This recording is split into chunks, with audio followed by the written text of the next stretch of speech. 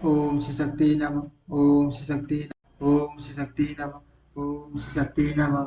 अशक अक्षक अशक अशकुस्ता में कार्तिक व्रत के निर्वाह निर्वाह का उपाय। सूची कहते हैं, मनुष्य भगवान वासुदेव अपनी प्रियतमा सत्यभामा को ये कथा सुनाकर सारे काल संध्योपासन करने के लिए अपनी माता देवकी के भवन में चले गए। इस पाप नाशक कार्तिक मास मास का ऐसा ही प्रभाव बतलाया गया है। यह भगवान विष्णु विष्णु को सदैव प्रिय प्रिय प्रिय हैं तथा भोग और मोक्ष मोक्ष रूपी फल प्रदान करने वाला है। रात में भगवान विष्णु के समीप जागना, प्रातः काल स्नान करना, तुलसी की सेवा सेवा में संलग्न रहना, उद्यापन करना और दीप दान देना, ये कार्तिक मास के 5 नियम हैं। इन 500 नियमों के पालन से कार्तिक का व्रत करने वाला पुरुष पुण्य फल का भागी होता है। वह फल भोग और मुक्त देने वाला बताया गया है। बोले रोमसन कुमार कुमार सूजी, आपने इतिहास इतिहास सहित कार्तिक की विधि का परिपाटी वर्णन किया।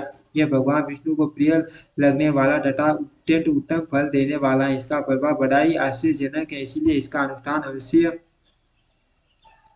अवश्य करना चाहिए। परंतु यदि कोई व्रत करने वाला पुरुष संकट में पड़ जाए या दुर्गम वन में स्थित हो अथवा रोग पीड़ित हो तो उसे इस कल्याण में कार्तिक व्रत का अनुष्ठान कैसे करना है। सूची ने कहा, महर्षि, ऐसे मनुष्य को भगवान विष्णु तथा शिव के मंदिर में केवल जागरण करना चाहिए। विष्णु और शिव के मंदिर न मिले तो किसी भी मंदिर में वह जागरण कर सकता है। यदि कोई दुर्गम वन में स्थित हो अथवा आपत्ति में फंस जाए तो वह समस्त वृक्ष की जड़ के पास पास अथवा तुलसी के वृक्षों के बीच बैठकर जागरण करे।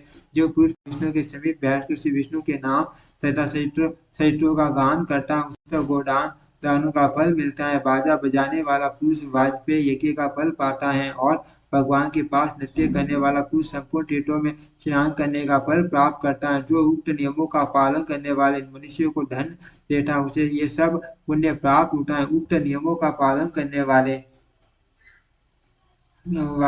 पुरुषों के दर्शन और नाम सुनने से भी उनके पुण्य का छठा अंश प्राप्त होता है। जो आपत्ति में फंस जाने के कारण नहाने के लिए जल न पा सके अथवा जो रोगी होने के कारण स्नान न कर सके, वह भगवान विष्णु का नाम लेकर माचन कर ले। जो कार्तिक व्रत के पालन में प्रवृत्त होकर भी उसे उसका उद्यापन करने में समर्थ न हो, उसे उसे उसे चाहिए कि वह अपने अपने व्रत की पूर्ति के लिए यथाशक्ति ब्राह्मणों को भोजन कराए। ब्राह्मण इस पृथ्वी पर अव्यक्त रूप से विष्णु के व्यक्त स्वरूप है। उनके संतुष्ट होने पर भगवान सदा संतुष्ट होते हैं, इसमें तनिक भी संदेह नहीं है। जो स्वयं दीप दान करने में असमर्थ हो वह दूसरों का दीप जलाए अथवा हवा आदि से उन दीपों की इतने प्रयोग रक्षा करे। तुलसी वृक्ष के अभाव में वैष्णव ब्राह्मण का पूजन करे, क्योंकि भगवान विष्णु अपने भक्तों के हृदय में सदा विराजमान रहते हैं।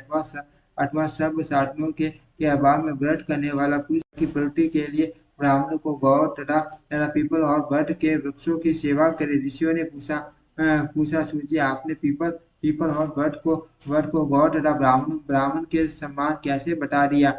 वे दोनों अन्य सब वृक्षों की अपेक्षा अधिक पूज्य क्यों माने गए? सूर्य बोले, ऋषियों, पीपल के रूप में साक्षात भगवान विष्णु ही विराजे हैं। इसी प्रकार वट भगवान शंकर का और पलाश ब्रह्मा जी का स्वरूप है। इन तीनों का दर्शन, पूजन और सेवन पापहारी माना गया है। दुख, आपत्ति, व्याधि और दुष्टों के नाश में भी उसको कारण बताया गया है। ओम श्री शक्ति नमः। ओम श्री शक्ति नमः। ओम श्री शक्ति नमः।